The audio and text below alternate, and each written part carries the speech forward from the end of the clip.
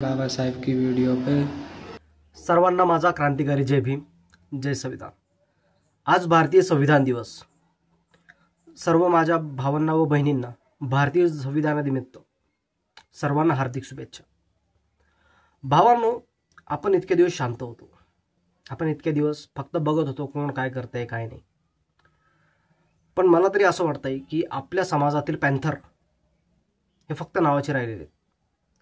Panther जिवंत झाला पाहिजे आणि पॅन्थर पुन्हा एकदा समाज चळवळीकडे वळाला पाहिजे। कारण फक्त भीमाची वाघीण, भीमाचा वाहक स्टेटस टाकून किंवा स्टोरी लावून जमणार नाही। महामानव डॉक्टर बाबासाहेब आंबेडकर यांच्या नावावरती भरपूर मोठे मोठे पदावरती गेलेत, भरपूर सोशल मीडियावरही भरपूर फेमस झाले, पण कोणी महामानव डॉक्टर बाबासाहेब आंबेडकर यांच्या नावासाठी लढायला तयार आहे का? नाही। आज जे महामानव डॉक्टर बाबासाहेब आंबेडकर यांच्या नावावरती मोठे मोठे पदावर जाऊन बसले, त्यांनी आरक्षणाची लढाई लढली का? नाही। महामानव डॉक्टर बाबासाहेब आंबेडकर यांच्या गाण्यावरती रील्स बनवणारे रील स्टार, एखादा व्यक्ती महामानव डॉक्टर बाबासाहेब आंबेडकर यांचा जर अपमान करत असेल, त्याला उत्तर देण्याची यांच्या गांडीमध्ये ताकद आहे का? नाही। स्वाभिमान कुठे गेला यांचा? ज्या व्यक्तीने आपल्याला आपला स्वाभिमान मिळवून दिलाय, त्या व्यक्तीच्या नावासाठी जर तुम्ही समोर नसाल तर थू आहे तुमच्या जिंदगीवर। इंस्टाग्राम हे फक्त मनोरंजनाचं साधन नाही, तर फक्त एक जातीय भेदभाव करण्याचं प्लॅटफॉर्म बनलेलं आहे। हा मी तुम्हाला माझा दृष्टिकोन सांगतोय, आणि दुसऱ्यांनी इथे येऊन गांडीला खास करून घ्यायचं काम नाही। मी माझ्या समाजासाठी व्हिडिओ बनवतो आणि मी माझ्या समाजाला जागृत करण्यासाठी व्हिडिओ बघतो। तर भावांनो, आजचा मुद्दा फार महत्त्वपूर्ण। मागील काही दिवसामध्ये आपण सर्वांना रिलॅक्स मोडमध्ये टाकलं होतं। जेवढी पण माझी टीम होती सर्वांना आपण शांतपणे ज्यांना जे करायचं होते ते करू दिलं। कुठलाही मी कोणाला मेसेज किंवा कॉल केला नाही की भावांनो काय चालू आहे ग्रुपमध्ये काय नाही। पण आता पुन्हा आपण ॲक्टिव्ह झालो, कारण आज भारतीय संविधान दिवस, आणि आजच्या दिवशी सुद्धा काही नालायक व्यक्ती, काही नालायक माणसं महामानव डॉक्टर बाबासाहेब आंबेडकर यांच्या विचारधाऱ्यांचा अपमान करतात, भारतीय संविधानाचा अपमान करतात। भारतीय संविधानाचे शिल्पकार महामानव डॉक्टर बाबासाहेब आंबेडकर याचा अपमान आम्ही कधीही सहन करणार नाही। आणि काही आहेत असे हरामखोर की ते महामानव डॉक्टर बाबासाहेब आंबेडकर यांचा अपमान केल्याशिवाय त्यांना रात्रीचं जेवण सुद्धा जात नसेल किंवा त्यांच्या गळ्यामधून पाणी सुद्धा खाली उतरत नसेल। माझं काही बोलणं काही जणांच्या गांडीला झोंबत असेल, पण त्यांनी इथे येऊन उगाच आपल्या बुडाला आग लावून घेऊ नये।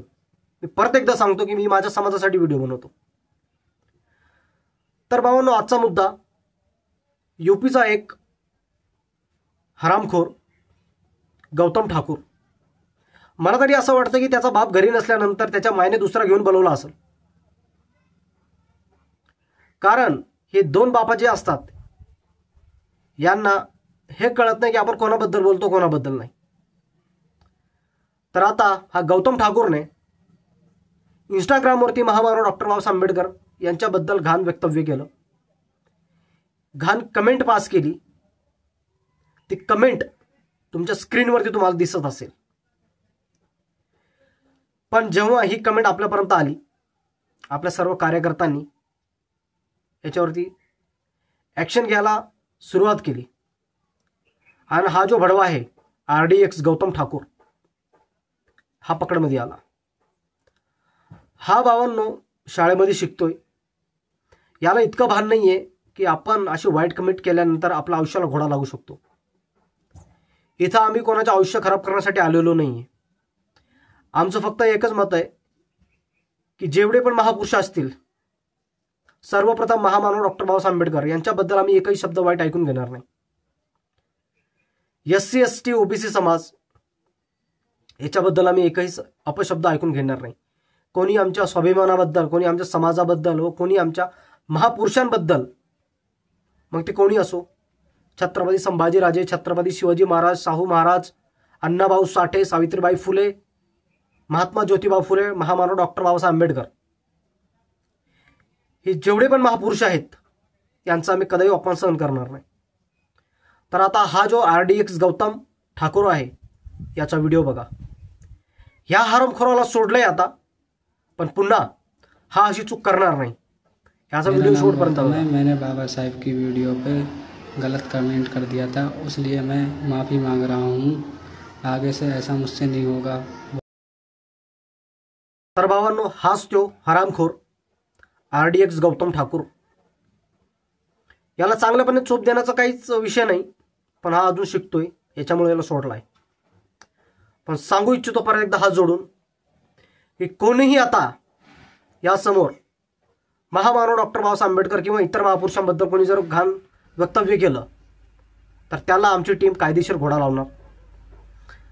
त्याचं आयुष्य खराब करण्यासाठी तोच स्वयं जिम्मेदार असणार. तर माझी विनंती आहे की आयुष्य चांगलं जगा, चांगलं शिक्षण घ्या. तुमचे मायबाप तुमच्यासाठी कष्ट करतात तुम्हाला चांगलं शिक्षण देण्यासाठी.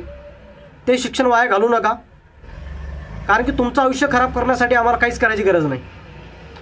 तुमच्या आयुष्याला घोडा लावण्यासाठी आम्हाला जास्त वेळसुद्धा लागणार नाही. तर भावांनो, हात जोडून सांगतो की आता तुमचं आयुष्य तुमच्या हातामध्ये, त्याला चांगलं व्यतीत करा, चांगलं शिक्षण घ्या, चांगल्या उच्च पदावर जाऊन बसा. असे दोन बापाची अवलादसारखे कार्य करू नका. यावरती तुमचं व्यक्तिमत्व काय आहे मला कमेंटद्वारे नक्कीच कळवा. जय भीम, जय संविधान.